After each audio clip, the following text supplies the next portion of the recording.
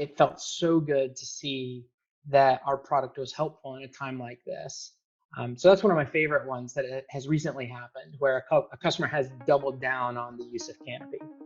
There's no question that on the backside of this thing, that these folks are only going to want to deepen their relationship with us because we were all there for one another at a time of need.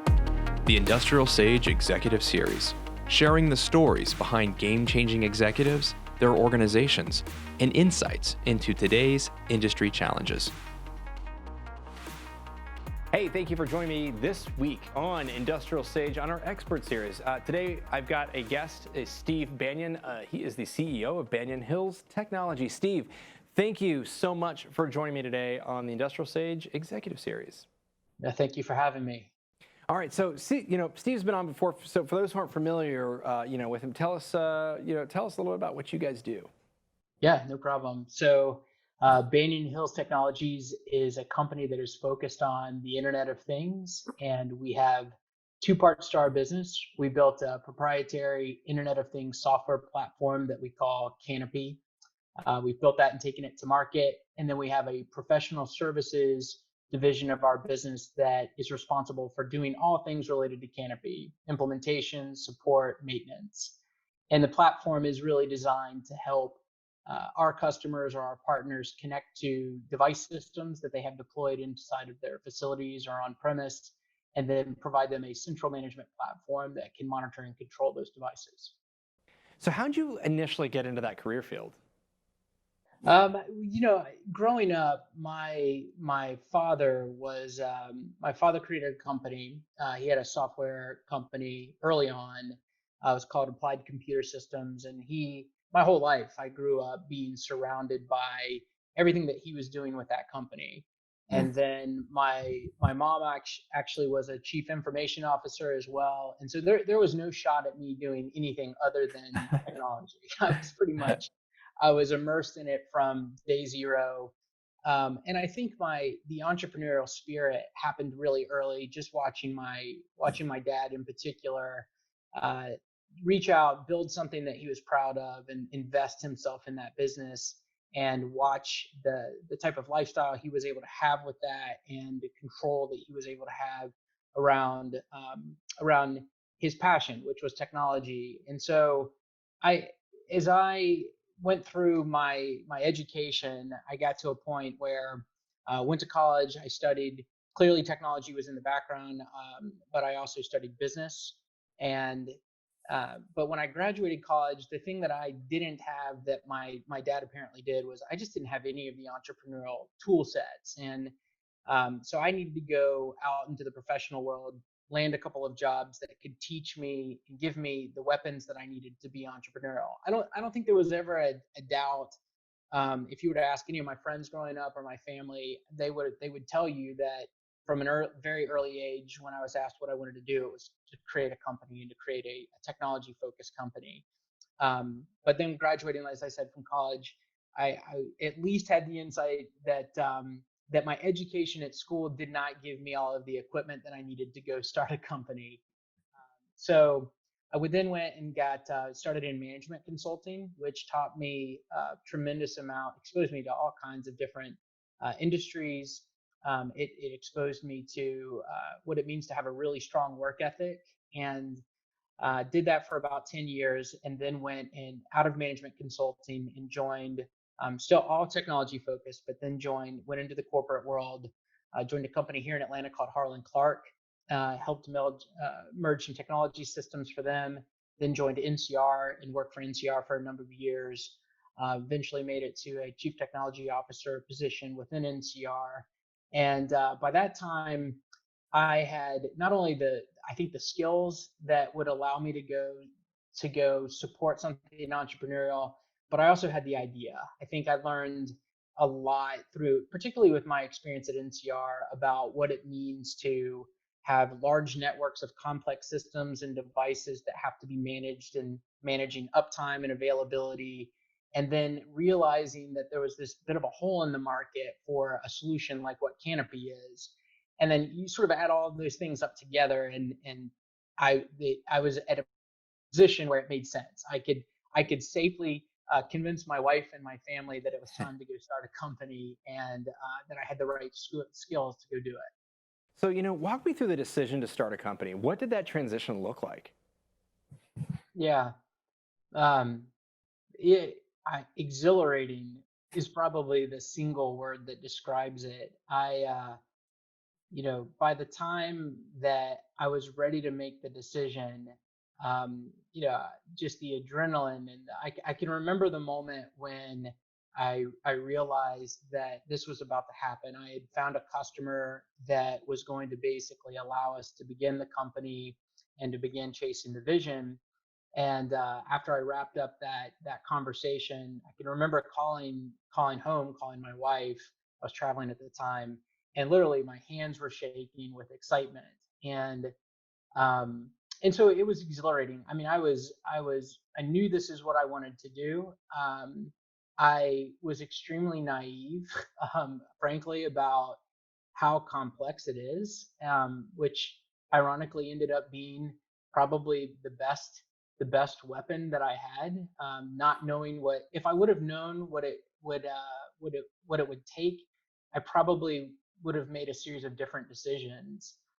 So not knowing was extremely important in being able to do this. And then, when I started, it was ground zero. I mean, there was no one else. All of the insulation that big business, from legal teams and accountants and finance and engineers and all of that insulation was removed. And so you sort of strip yourself back down to nothing, and um, you you get a really strong sense of where you're at. And exhilarating. I mean, all of that was at this point I can look back on it, and it's so rewarding and really exciting to have been in that position, to made those choices, to end up where we have as a result of that. I'm very proud of it.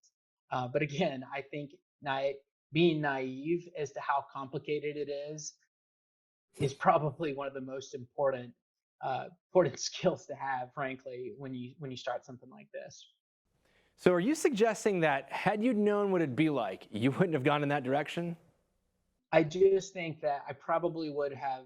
There's probably a few left and right turns that I would have avoided Sure. if I would have known. I think when I hear people that are younger that are talking about going and being entrepreneurs, the thought goes through my mind, wow, do they really understand what they're about to go do? And of course they don't. There's no way. It's like having children. You can imagine what it's like to have children, but until you do, you really don't know. And so, but again, I think for those people that are saying, okay, I'm going to go do this, their biggest strength, frankly, is not knowing what they're about to get into. And so um, I was always going to end up here.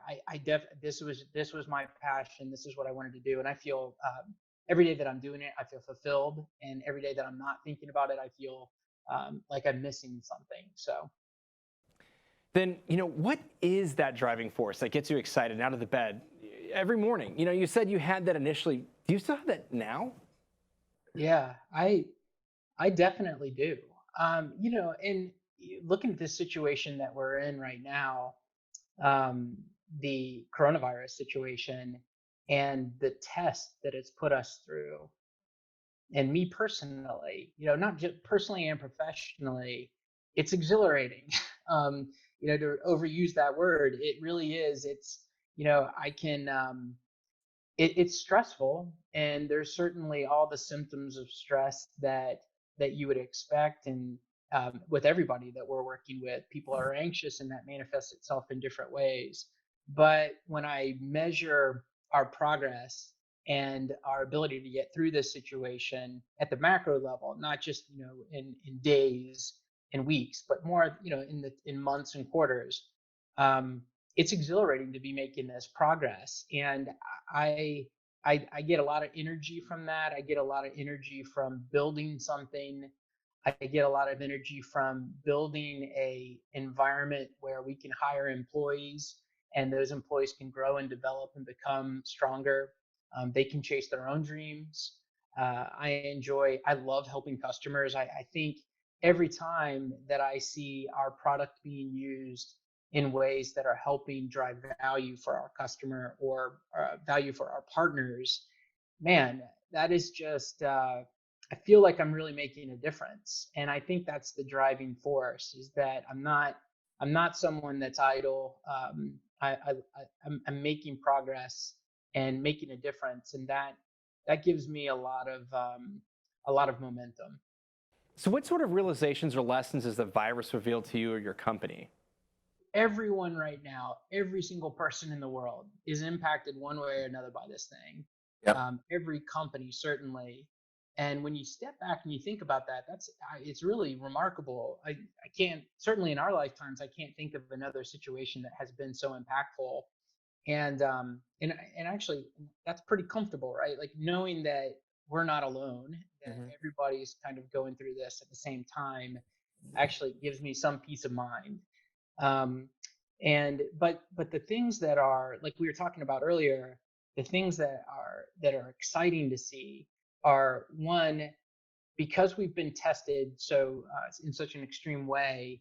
I think we'll be coming out of this thing stronger than when we entered it. We'll have rounded out any vulnerabilities that we had. I think that we'll have, I've recognized that some of the relationships that we have inside the company or that we have outside of the company, and some of those relationships, you really start to pick out the ones that, okay, boy, those are relationships that are really important, not only for us but for them, and we have to pay more attention to that. And then you realize the converse of that too, where potentially there are situations that you're in that just don't make a ton of sense. You can kind of really lean. uh, we've used this as an opportunity, and I think a lot of, other companies have done this, really used it as an opportunity to lean up the machine, and not in a negative way, just to become more focused, more deliberate in the things that we're doing every day. And that's been really pretty great to see. Another observation is how, as an individual, I cope with this stuff. um, and and more importantly, the reaction to people that are around me, the reaction they have to the way that I'm dealing with it.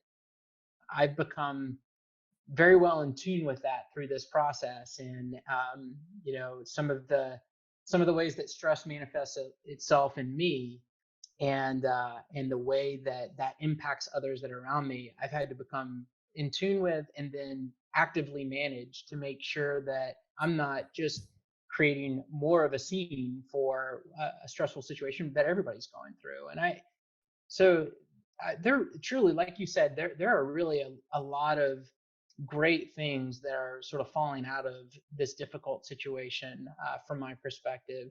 And boy, I just can't. I know you feel the same. I can't wait to be on the other side of it, because I feel like we're just going to spring out of it, and there will be a lot of really great momentum as a Yeah. result of some of the adjustments we're making. Yeah, I certainly hope so. What are some of the challenges in the industry that you see that maybe existed before the virus, but possibly were even bigger, as the light has been, shown on it even more now?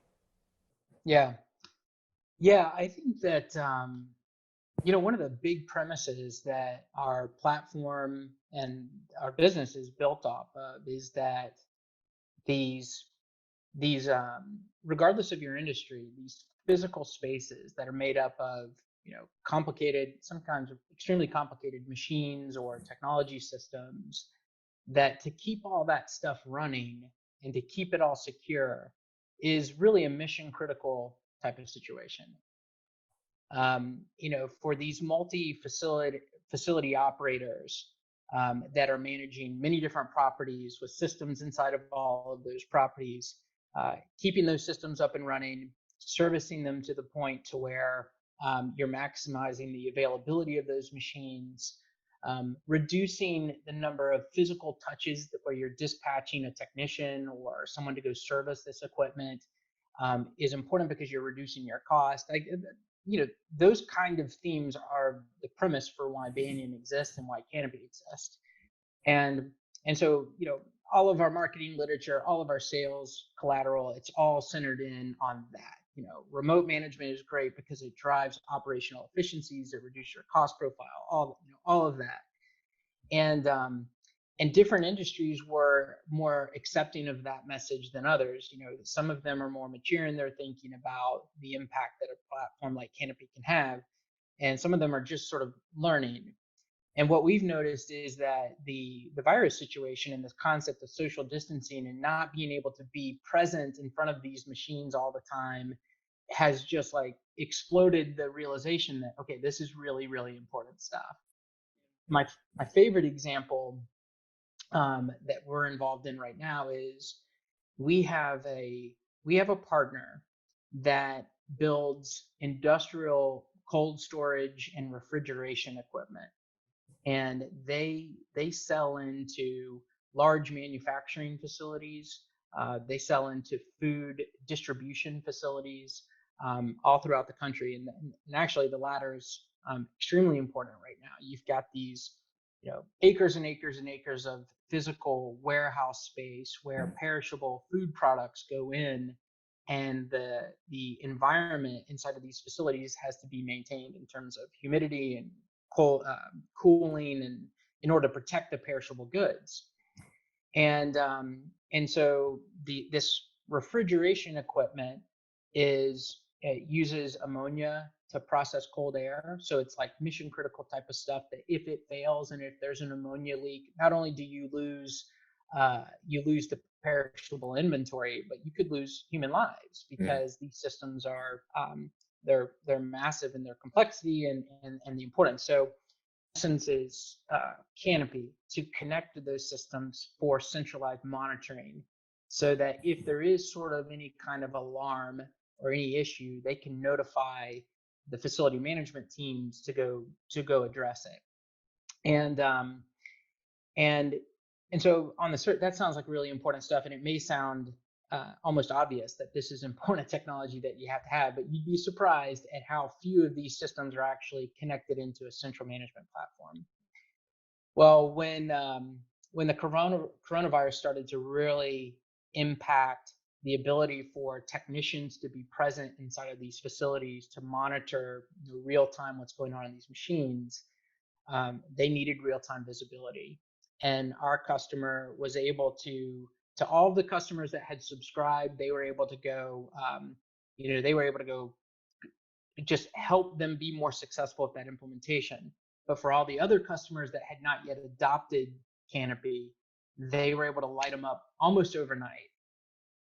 Our distribution of Canopy it exploded in this particular situation, because there was this realization that, man, we really need this, particularly in a time when food distribution is so important, getting product in the hands of consumers, protecting people and keeping them safe so that they weren't socially interacting with one another. And it just felt, I mean, going back to where we talked about earlier, it felt so good to see that our product was helpful in a time like this. So that's one of my favorite ones that has recently happened, where a customer has doubled down on the use of Canopy. And I, it's one of those situations too where we're not concerned about the commercial relationship at the moment. The focus is let's get this thing in your hands and working for the value that you need, and get through this critical phase. But it's so evident that by doing that, one, they're taking advantage of the product and its capabilities today, and we're building this relationship that's extremely sticky with these partners. There's no question that on the backside of this thing, that these folks are only going to want to deepen their relationship with us, because we were all there for one another at a time of need. So it's a good story, definitely. Definitely, and in this case, like sticky, it's a good word. It's a big increase in value. So, if you were to take your crystal ball out, what changes do you see coming in the future of the industrial space? I think, from a crystal ball point of view, I think as the cloud kind of lifts and we come out of this thing, there's no doubt in my mind that the world will be different. I sort of use this analogy with a friend the other day. It's like, pre 9/11 and post 9/11, the introduction of TSA at the airport. The there's going to be a new normal, and I think that part of that new normal will be that the acceptance or the realization that this concept of remote interaction, remote management, tying it back to what we do, I think it's going to be the understanding of what the technology is that does it and the value that it brings will be crystal clear in people's minds in a way that hasn't been over the last, we've been in business for 7 years and it's a constant sell. I think some of that friction will be removed as a result of this.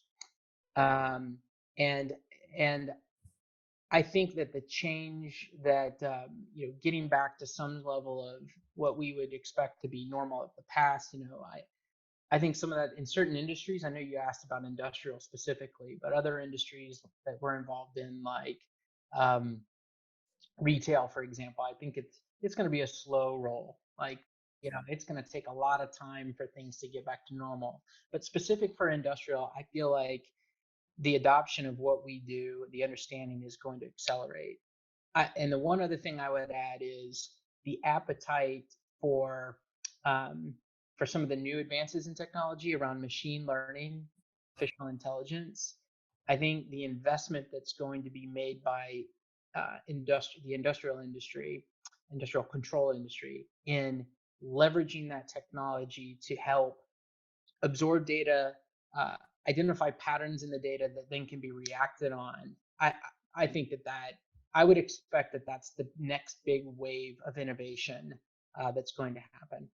Yeah, I agree. And it was big before, but it's already definitely like it's an even bigger deal now. Well, Steve, thank you so much for coming on the show. For viewers who'd like to learn more about your company, where can they find you? Yeah, so the easiest way is to hit our website, www.banyanhills.com. Check us out on LinkedIn. Any of the social channels, we're there, we're present. Reach out to us, would love to help, would love to tell you more about the Banyan story, about our product and services. If there's anything that we can do to help, especially in this time of need, we're 100% there. And then, yeah, just for you, thank you so much for having me back on. It's always great to talk with you and appreciate the opportunity. Well, you're most welcome. Thanks for sharing, and I hope you have a great one. Thanks for coming on again. All right. Thanks so much. Well, that's a wrap for today's episode. Thank you so much for joining me on the Industrial Sage Executive Series. We do this every week. Join me next week as I interview another guest and bring you some great content. Listen, if you are listening on any of the podcast stations, we'd love a review. If you are not on our email list and you want to get this great content sent to you every single week and then some, go to IndustrialSage.com and sign up for our email newsletters. And there's a lot of other content you can sign up for if you want. We've got other series and manufacturing news, and you can sign up for all of it or choose which ones you want to go. Don't miss out. Go do that today, and I'll be back next week with another episode of Industrial Sage. Thanks for watching. Industrial Sage is an open platform where companies can showcase their expertise and solutions to a captive audience of industrial professionals. Thank you for listening to this week's episode. You can subscribe wherever you get your podcasts, and while you're there, please leave us a review. Want us to tell your story? Go to IndustrialSage.com. This week's episode was produced by Rika Wiersma, filming by Donovan Jones, editing by Rika Wiersma, music composed by Oliver Michael, and executive producers Danny Gonzalez and David Karen. This is the Industrial Sage Executive Series.